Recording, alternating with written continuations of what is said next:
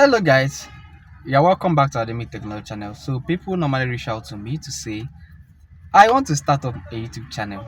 I don't Please explain to me how you started your YouTube channel.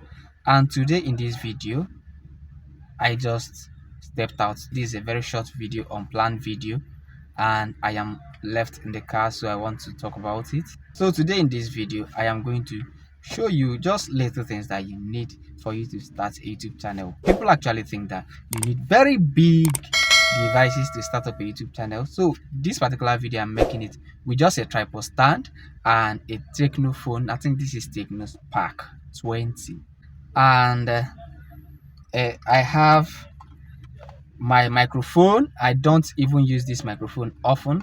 Like this video, I'm not using microphone, so look out to see how good it will come. Then I have this phone too, Note Infinix Notes.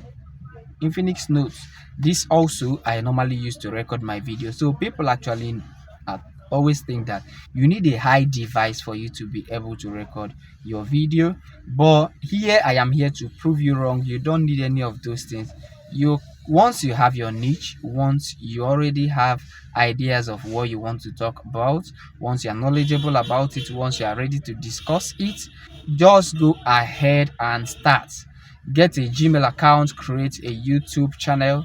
Once you have a Gmail account, automatically by proxy you have a YouTube account. You just needed to check on it, right? Just start, right? Start, and before you know it, just be consistent, little by little, little by little. You will see where you get from there. I also use Camtasia Studio to edit my video. You can also use CapCut to edit your video even on phone. There are just so many applications that you can use to edit your video, but it's not as hard as you think. It's an easy way.